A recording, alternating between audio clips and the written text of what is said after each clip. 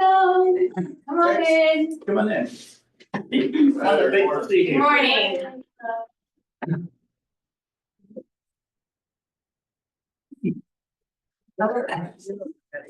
Yeah. You've been sketching? Not enough. Not enough. She showed me how much we just gotta find this.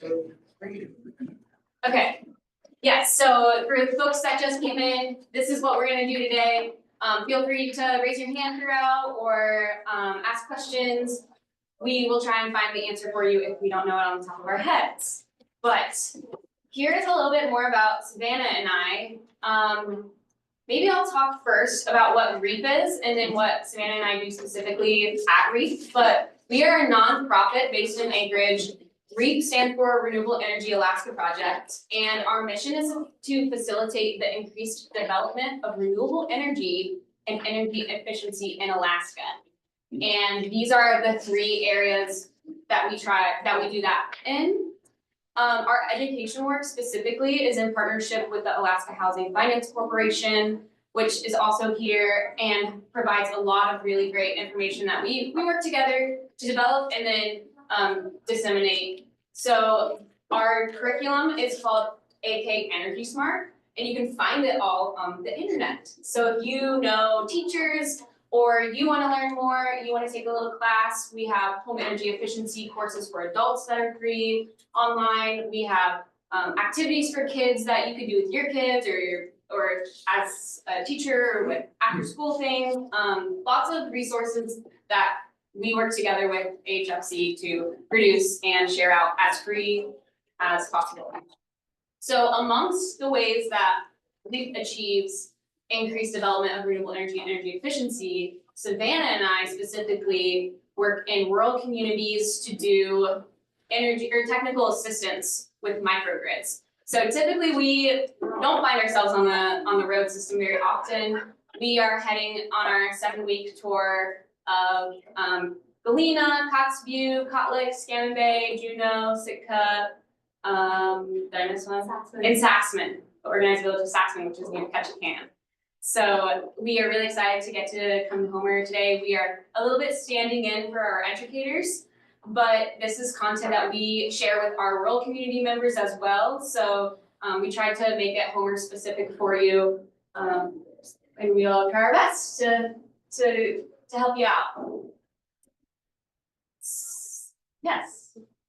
Okay, so today we are talking about energy conservation and efficiency. So we have a few definitions up here about what is the difference between conserving energy versus making your house more efficient. And it's really awesome that this is a big Homer event because you can, think of this at the utility scale or community scale versus what an individual can do to take steps to make their home more efficient. But today we're talking about heating, electricity, and home appliances and uses. So, but if we have any physicists in the room or nerds, this is just a little graphic to talk about energy losses and the laws of thermodynamics. So at every transfer and junction that electricity travels, losses occur. So the idea is that in your home, you want to reduce those losses even further by making it more efficient.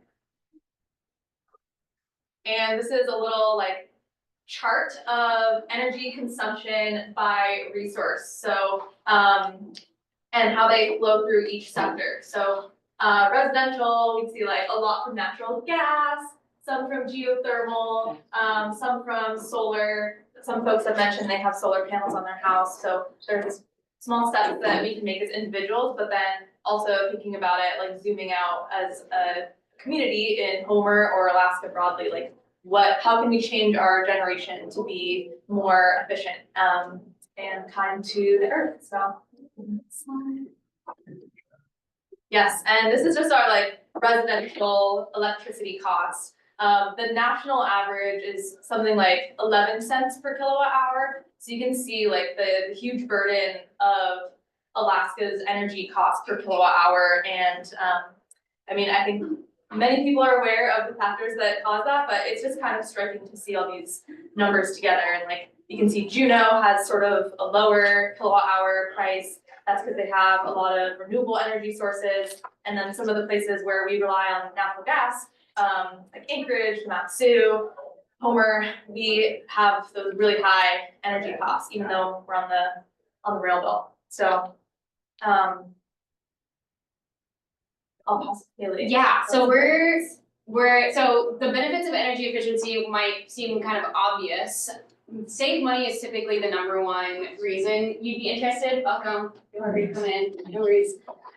Saving money is like the easiest reason why you may want to look into energy efficiency. But for folks that maybe spent more time at home during COVID, I know I spend so much more time at home, and it's much more apparent to me when my house can't get up to 65 and when it's really cold outside. The indoor air quality, you wanna make sure that it's not only a comfort thing, but a safety thing. Like, we have a gas stove in the house that I rent, and making sure that the air quality is great, so that in the winter, my house isn't so sealed that our carbon dioxide is just staying in, that I'm breathing out. When I cook, all those fumes aren't staying in my home because I'm so concerned about keeping my heat in, that I'm also keeping all these other gases in. So, and then also mold can grow if you're keeping all of that humidity in your house and you're not using all of the tools that we know now in Alaska to keep our house comfortable, safe, and less expensive. So this is just a brief visual of different ways you could electrify your home. Beneficial electrification is kind of a separate area of energy efficiency, where instead of using less energy, you are just, which it does use less energy, but you would transfer fossil fuel based appliances and ways that you consume fossil fuel in your home with electricity. So sometimes folks, when they do this, they notice that maybe their electricity bill is going up. They're like, I thought that this change might save me money, but my electric bill is now higher than I was paying before. But you have to also kind of make that connection where the volatile prices of fossil fuels that you're saving, that you're just kind of flipping it to a cheaper electricity bill versus paying more for fossil fuels. And it also, not always getting an EV charger or a heat pump may or may not make sense for you. And so we're not here to tell you electrify everything, that's your best choice. It's just giving you the tools to be able to make decisions for yourself. I know in Anchorage and on the rail belt, when we use fossil fuels to create electricity, by electrifying everything in your home, it's not necessarily making it more renewable or clean. If you're burning natural gas to make electricity, it may not be cost effective. Sometimes it is, sometimes it isn't. So there's a website here, Rewiring America, and we'll talk about it later, where it will help you calculate if that's a good choice for you. And also we have this energy savings tips booklet, which we have in the front. We also, the HFC table has a bunch. We brought 1 million, so you may have multiple if you have friends to give them to. And it's fun to be able to work with them on providing free advice. Okay, now this is a question for you. Who knows what is the highest use of energy in your home? Do you think it's your appliances, your space heating, or your water heating? Appliances. Okay, yeah, let's raise your hand if you think it's appliances. Okay, raise your hand if you think it's space heating. Raise your hand if you think it's water heating. Ooh, you're a little split vote here. Well, the answer is space heating by a landslide. Because we live in such a, we have cold winters, we have mild summers, our space heating costs account for about 75% of the energy use in your home. Water heating is definitely an area that folks can see a lot of savings by having a more efficient system.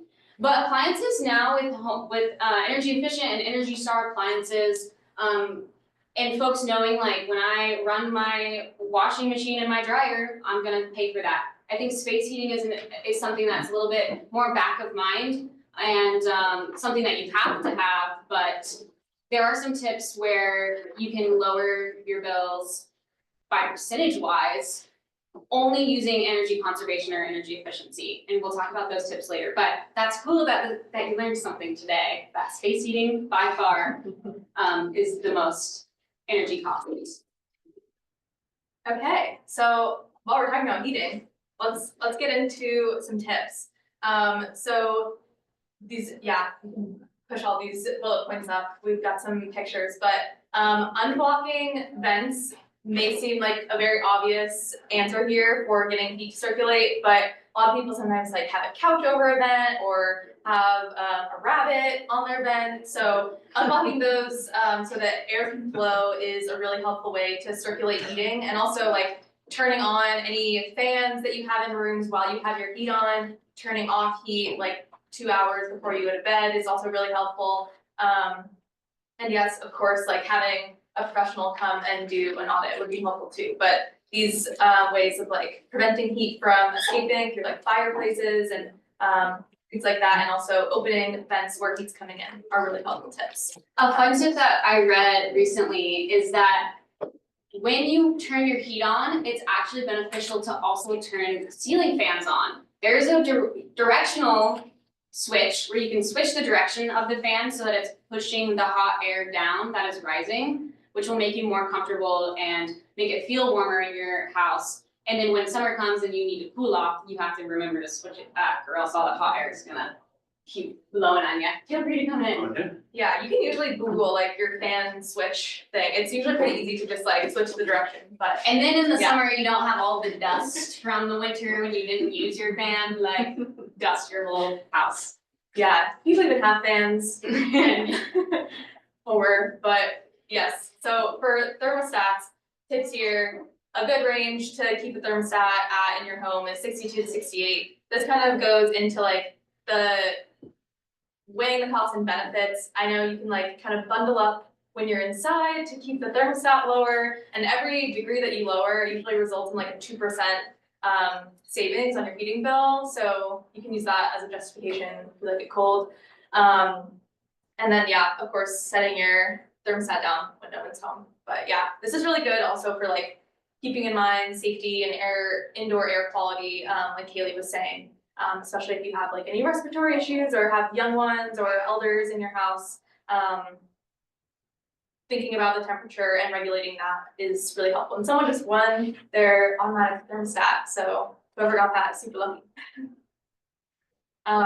Again, if anyone heats with wood, keeping wood moisture down is also really helpful for improving quality. Do you have a question?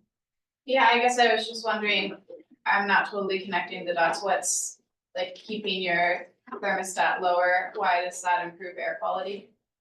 Or it's Or- generally helpful to like keep it in a certain range so you're not increasing humidity, which then is like trapping moisture and can create mold. But also if you're using wood and like if you're using really like wet wood or fresh wood, that also can create moisture that's getting trapped. So yeah, it's definitely that balance between having like really good ventilation and circulation of airflow and making sure your house is sealed so that heat is staying in.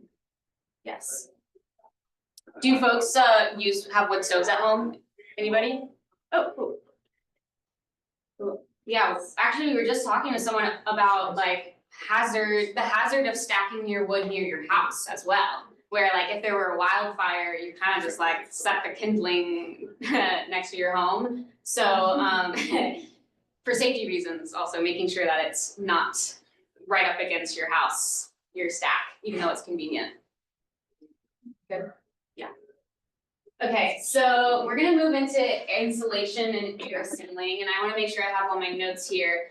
But the goal of insulation and air sealing is to strike that balance that Savannah was saying of minimizing heat loss, but also controlling moisture. So proper improvements can reduce heating costs up to 30%. And we're gonna see some of those options. So in weatherization, I think we called them.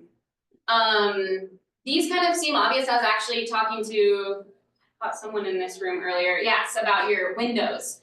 And these are just some standards that you can think about where if you have gaps more than 1/4 of an inch. Efficient exhaust fans, that's actually what we're doing in this photo. This is from an energy audit we did in McGrath. And you can test the power of your exhaust fan in your bathroom or any exhaust fans that you have, especially like over your stove. And check how powerful it is, but also like make sure it's not letting air out. Like, you wanna make sure that it's powerful enough to actually get the exhaust out and making sure that it's not leaking air when you're not using it. And that's something that an energy auditor would do, and we'll talk about energy audits in a little bit. But it was shocking how old fans are so, you know, I feel like you can't necessarily hear it if it's on, you think it's doing its job, but the power of the fan is really important to home safety and comfort and reducing humidity. There's a fun trick that we were told about where you can put a dollar bill in your door. So you put the dollar bill in, you close the door, and if you can pull out the dollar bill easily, that means you might need to check your suction and your door seal. If it's like a tub, you are pretty good to go. That's probably means air is not getting in very easily. There's some other tricks where someone goes outside and someone's inside and you shine a flashlight and see where the light is coming through. You can find out big cracks there. Or getting lighting a little piece of paper on fire and getting the smoke, and then putting it near like windows, the outsides of the windows, anywhere there's a seal. And if the smoke starts to blow indoors, then the air's coming in from the outside. If the smoke starts being pulled towards the cracks, that means that heat is leaving, or whatever, either indoor air is leaving. Similar with like a string, you have like a string and you see it go around. Ideally, it would stay straight, or like the smoke would just go straight up and it wouldn't blow anywhere. That means you have a good seal. Yeah, we also were talking about these like IR thermal cameras where these cameras are basically giving a read of like heat in a room. So if you have one of these, or you can order these online.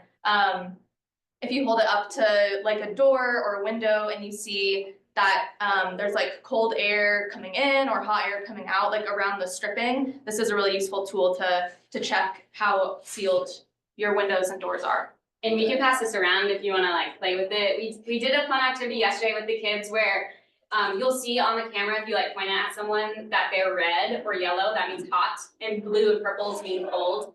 And so Savannah put on layer by layer of jackets, and then she went from red to blue. And the kids were like, what happened? I thought you were supposed to be warmer with your coats on, but you look cold, and that was the lesson on insulation.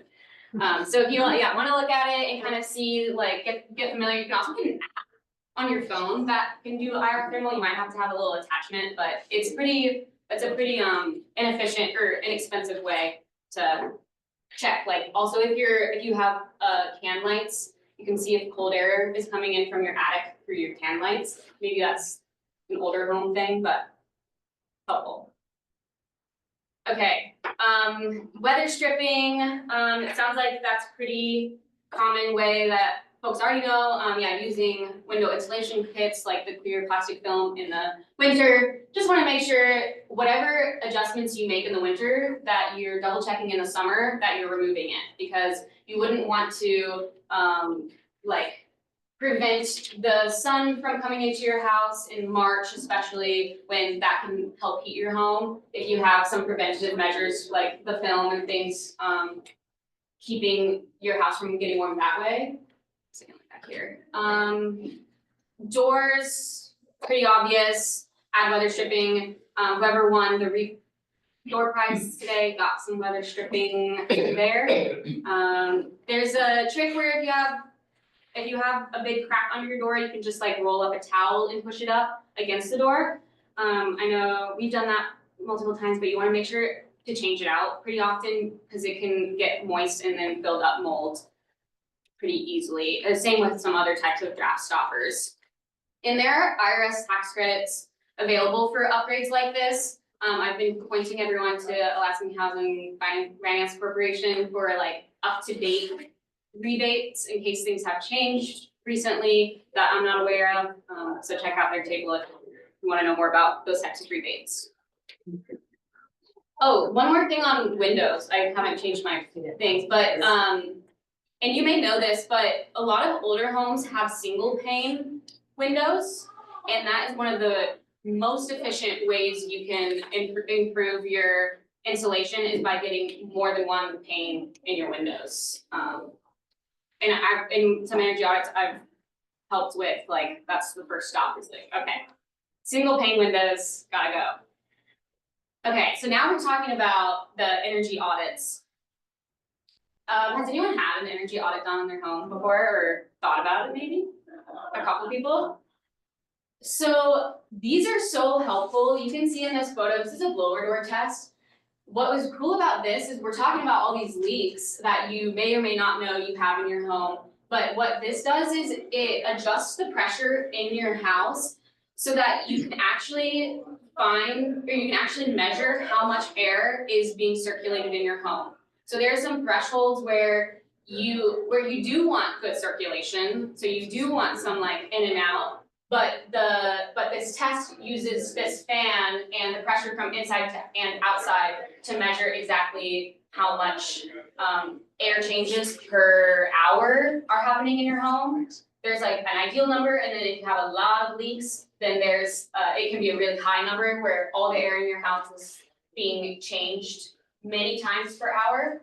Or if you have a really, really tight home where maybe you're not getting enough ventilation, maybe you have like one air change per hour. And that would mean that all the gases in your home are kind of staying put and may cause some issues. So that's a really fun one that would happen if you got an energy audit. They will also evaluate the insulation in your house and like look up in the crawl spaces underneath and then your attic and give you recommendations if insulation would be a really cost-effective upgrade for you.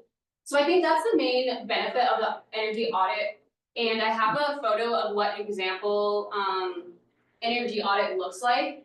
And it will give you the break-even cost, how much it would save you annually, and kind of like all of the info you might need to make a decision about if you're willing to, how much your budget is, and what would be the most efficient option for your budget in terms of energy efficiency.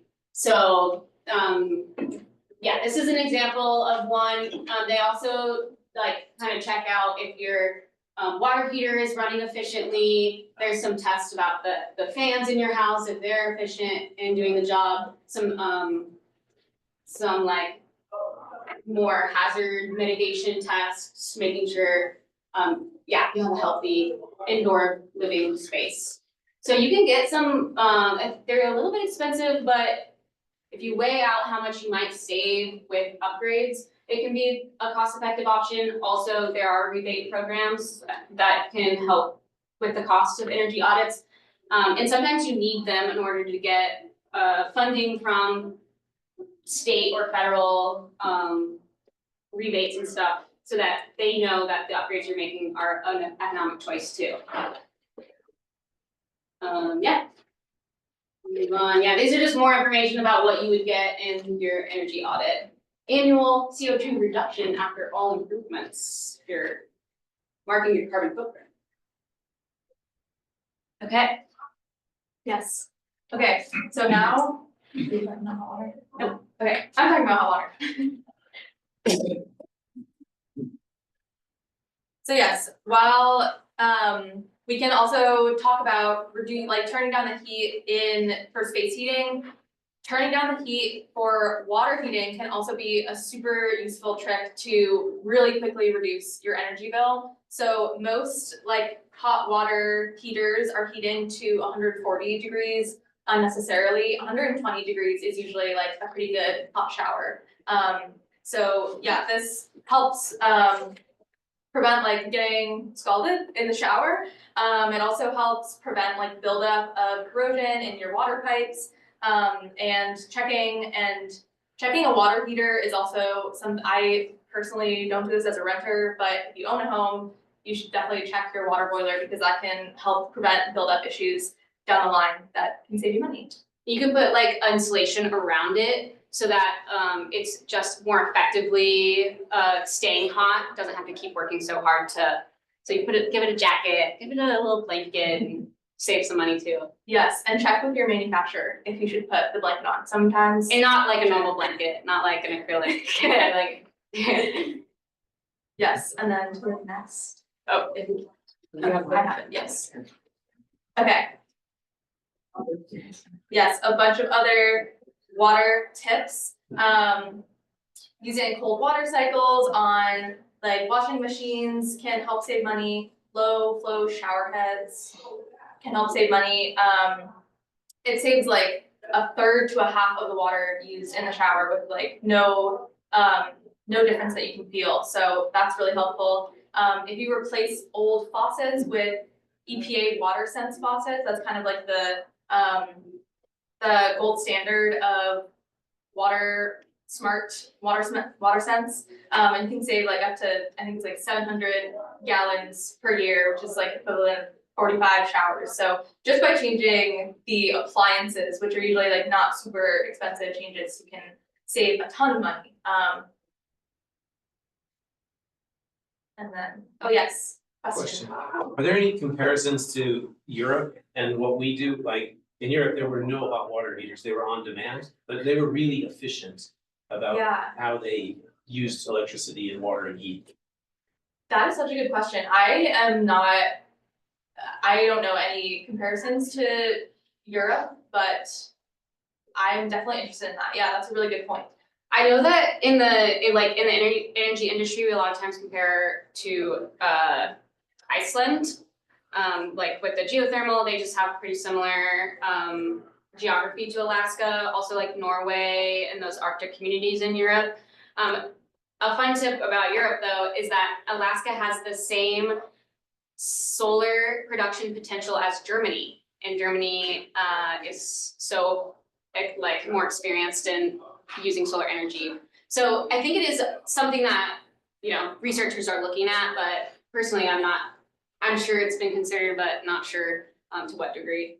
And Germany also doubled or tripled the cost of electricity, so your break-even points were much better. So they just used the money from the electricity cost to do other things. We make it so cheap that they say it won't break even. Yeah, and politics probably make it so difficult to compare. Yeah, did you have something to say? Yeah, it just maybe not comparing with Europe, but just do you have any thoughts about on-demand propane or on-demand water heating versus a water tank that's either electric or gas heated in terms of efficiency? I'm sure it depends on what your needs are. I'm not super familiar with it, but we could totally connect you with someone who might have a better idea. If that's something like you're personally interested in or just generally. It seems like a lot of people I know in Homer or outside of Homer boundaries are have on-demand water heat, and it probably because they can't get hooked up to natural gas, and so they're choosing between electric or propane-based water heating. So yeah, it just seems common around here, and That's a good question in super local context, so I'll write that down and. Yeah, that's super interesting. And yeah, that would be really good to see like the price comparison over time as prices change. So yeah, we'll definitely note that and try to get some numbers out. Now we're talking about electricity and we'll go through some lighting tips. But these are all pretty obvious. Using Energy Star fixtures, switching to LED lights is really helpful. I know LED Christmas lights can save like a ton of energy. They use 90% less energy. And you can, they can last longer too. So that's really helpful. If anyone has like timers for lights in their homes, that can help save energy when you're not in a room. And then vampire loads. Does anyone know what a vampire load is? Yes? It's just like exactly what you have a picture of power strips and leaving your phone chargers in and stuff like that. I think even TVs, I don't know, maybe not the modern ones, but I think they used to use quite a bit when they were just plugged in, just so they were kind of instant on. Exactly, yeah.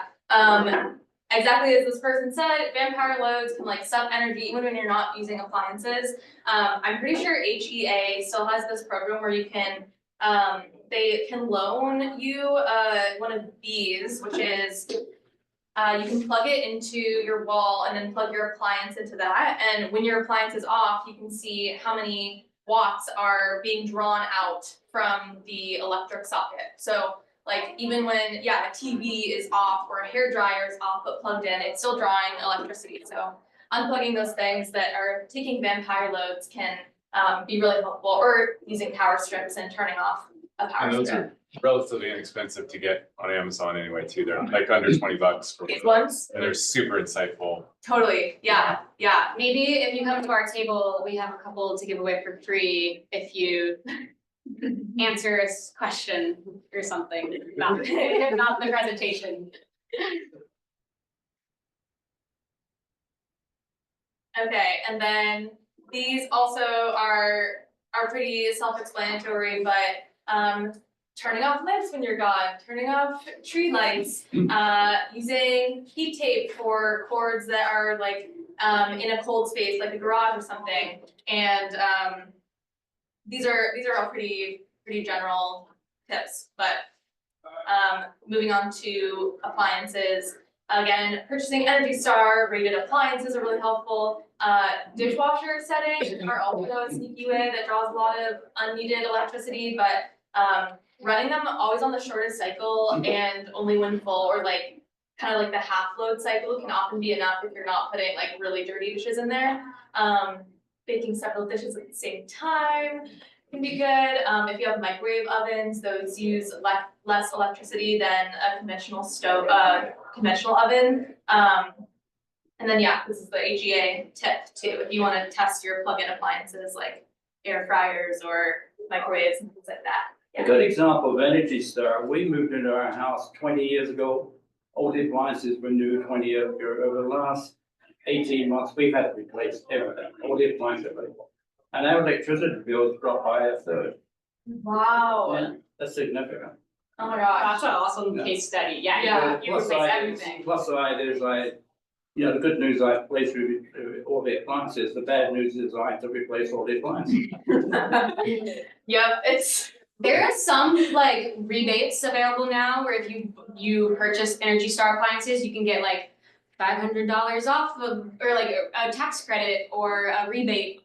In Alaska, we're doing point of sales rebates starting now or soon, where instead of you having to wait until tax season to get like a tax credit, you can if you go to Lowe's and buy it, you can get the $250 off when you buy it. So it's not on you to like do the paperwork and stuff later. It's on the company selling it to you. awesome, yeah, that leads perfectly into thinking about fridges and freezers, so it's really helpful to check coils. You can check for, again, the rebates and the tax credits. And again, these are some helpful like benchmarks for what your fridge and freezer temperatures should be at to be the most efficient. Okay, so we're supposed to be done in 13 minutes, I think. We were gonna leave 10 minutes at the end for questions, but if everyone feels like you're asking questions as we go, then maybe we don't need 10 minutes at the end and we can, right, is that about 50? Yeah, okay. So yeah, keep asking as we're going, in case you don't have time at the end. But we'll be around all day. So these are just kind of some more tips, like these are gonna cost money, so the things before we're kind of focused on low cost things, but solar. I was also talking to someone earlier today saying they had solar panels for the last 3 years in Homer and on their house, and they've loved it. They haven't had any summer electricity costs for the last few years, and they're thinking about expanding their solar to some on the ground angled panels. I was also telling them that our policy work at REAP, we're working on with the legislator to do annual net metering. So right now, if you produce more solar in the summer than you use, you get a credit back on your account to use the next month on your electric bill. But say in June, you have a $100 credit, and then in July, you don't spend any money on electricity because you're still producing enough on your solar panels in July. annual net metering would make it so that you can save up all those credits in the summer months and then use them in November, December, January, or well, depends on the year, but yeah, November, December. So keep your ears out for that, hoping that goes through soon. Oh, yeah, In Alaska, is there a hookup cost for that? Like when you moved electricity back into the grid, they charge you to do that? it's not the same price that you're paying per kilowatt hour that you get back. It's like a negotiated wholesale price for you to sell it back to the grid. They have to change out the meter on your house too, like there are some upgrades that you have to do that HEA would help you with. But as one-time hookup cost, I'm not sure, but it's definitely on the website. Okay. On the HEA website, I've looked, Yeah, on the East Coast, they used it as a way to prevent you from doing it. They just did a huge cost for the hookup and then nobody would do the hookup. So I was just Yeah. curious in Alaska if they maybe made it easier. like, you just can never move, then you pay it once and you're like, now you're committed. But it sounds like it has been cost effective for folks in Homer specifically. And totally, it varies by utility, so, I think, yeah, Homer does a good job. Yeah, and then there's battery options in case maybe you don't wanna sell it back to the utility, maybe you wanna store it in a battery for your car or to use for other things, plugging and charging, I don't know, other things. Okay, beneficial electrification, we kind of touched on this earlier, so we don't need to go too far into it, but this is more of like replacing fossil fuel use appliances and things with electric. And so in communities like Hongiganak, if they have extra wind, then they can directly put that into electric resistance heaters in the homes. So they're not ever doing electric heat with diesel generated electricity. So that's when it makes sense, especially like in Southeast where they have so much clean, cheap energy, like electrifying everything is possible and cost effective to an extent. But yeah, just being kind of thoughtful about if charging your EV, or getting a heat pump is gonna be cost effective for you. And we have these heat pump brochures as well, if you're thinking about a heat pump. And HEA has a heat pump program where you can get $500 rebate on installing, and the installer who puts it in can also get a $500 rebate if you do heat pump. But I'm not super familiar with heat pumps in Homer specifically.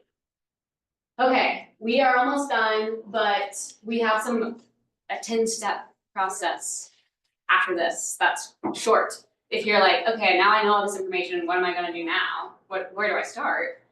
But energy conservation is a great place to start because it's free, you're just using less in general, and efficiency upgrades may cost money on the front end, but usually, if not always, will save you money in the long run if that's a budget related thing that you can manage. This is a fun comic that resonates with us somehow, but it says like, hey dad, this light doesn't work. And dad's like, the old bulb must have finally burned out. Wow, now I can get an LED bulb and for just as much light for a fraction of the wattage. That's so fun. And the kid's like, that's boring. I would never want to grow up if light bulbs are what makes my dad excited now. And you can come to our table later and check out with one of these. We have an incandescent bulb and an LED bulb. You can see how much wattage each pulls. So you too can be as boring as a grown-up to get excited about. Okay, yes, this is our 7-step process, if you're interested in getting started. Yes, any questions as of now? Also, see what time it is. It's 11:45 almost, so we'll kind of blast through it. Do you wanna? Oh, no, sorry. Go for it. Okay, all right, so quickly, ways you can monitor and measure. I found this sample Homer electric bill on the website. Just keeping track of the monthly budget and becoming aware of like, if one month you can see, like, this is a pretty typical, like, in these months, you're using more heat. In these months, you are using more electricity, but if one month you're like, wow, my bill has doubled, and last year at this time, this was not the case, that's a good way to be like, is there a big vampire load that you don't know about, that you accidentally are running something for much longer than you intended? That has been a really good way to catch unintended electric use, is if you can compare it to past bills. And then the electricity monitoring we talked about here, pretty easy to become aware of those habits. Also, if you're really nerdy and into tracking stuff, you can monitor like in a month, how many times did I use the washing machine? How many times did I run my dishwasher? And you can kind of like compare that over months to see how that affects your electric bill. You can also use this to track over time, like you could, especially like my deep freeze, because it turns on and off so often to regulate the temperature, finding out in a month, there's like a setting where you can track it over time. If I left this plugged in for a month, I could find out like how much it used over the month versus if I plugged it in and it said 0 because it's, you know, -20 outside and my deep freeze isn't running at that moment, but then it's 40 the next day, then like, yeah, it can be useful for tracking over time as well. And then online calculators, you can put in your utility rate and like find different estimates for how much labor. Ooh, yeah, 20 light bulbs. You're paying $400 a year for your light bulbs, like for like lighting your house. Maybe would be something you want to know. These are assessments and checklists that we have at our table. They are pretty easy, and like sometimes we have seasonal options where you're like, you should do this in the spring and this in the winter and this in the fall, just to like keep track of where you might be losing energy or using, or where you can do upgrades. Yeah, and these are what they look like. So just like things I don't always think about, cleaning my kitchen range hood filter. Probably have never done that. And then the budget is definitely an important aspect. Point of sale rebates are coming, like I mentioned earlier, and this is website, and also Alaska Housing Finance Corporation offers a lot of programs and information specifically about up-to-date information on rebates. Do you want to? Sure, yeah. Heat pumps, again, this bullet point list is on the HEA website. So if you're thinking about a heat pump, you can run through this list and kind of find out if it would work for you. I know some homes, like depending on the size of the home, the layout, like the type of unit, heat pumps can become like non-economical for you. So it also depends on like what rebates are happening at the time. Maybe the cost is like 50% off, so it's like, okay, this is cost effective now, but might not be in a year. And this is a QR code. You can also just Google HEA rebate program, but there was a calculator on the website that I put in like my square footage of my house. I had just clicked Chugach Electric North Side was an option, and it updates the kilowatt hour price for me. I didn't have to know it.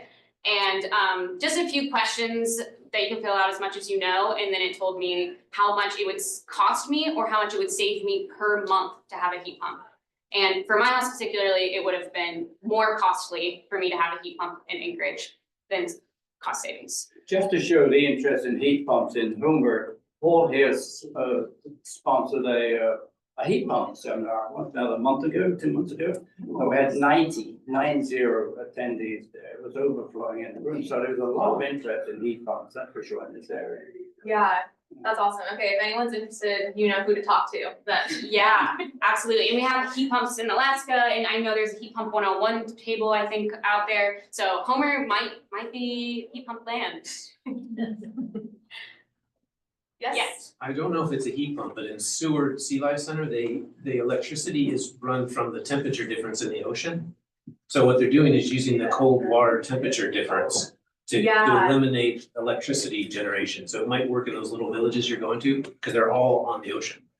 Totally, yeah, that is such an interesting technology. It's like the temperature differential thing. Like if anyone's been to Chena Hot Springs, they do a similar thing, like the differential between like I think it's like the ground, There's ground source heat pump. the ground source, like it's the geothermal makes the ground warm but not hot, but Fairbanks is so 160 cold. degrees or something. Yeah, exactly. It's not like the typical threshold of geothermal or like hot spring.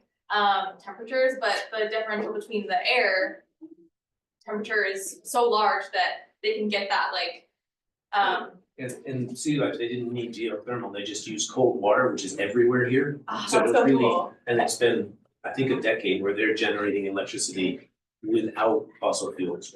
Wow, okay, maybe we need to take a visit. Yeah, I would Okay. take a work trip to the Sea Life Center. I know also in Kotzebue right now, they just are installing a extreme weather heat pump to test if in Arctic conditions, at what temperature should they stop using the heat pump and use other heating methods for efficiency reasons.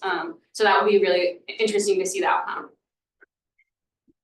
Awesome, these are low hanging fruit ones, but performing small improvements like the LEDs, checking your building envelope, doing those like flashlight or like dollar bill tests can be really helpful. If you wanna get a professional opinion, there's an AKA rebate page on HFC's website that has like a list of folks who do energy audits, so you can check and see if anyone's near you. And there might be some in the room over there, I may have saw. Exactly. Engaging with your utility, we put the next HEA meeting up here so you can go check it out and voice your opinion. But yeah, HEA has so many great resources. You guys have an awesome utility. And again, tracking receipts, just saving receipts and expenses, for those like rebates or point of sale rebates will be really helpful too.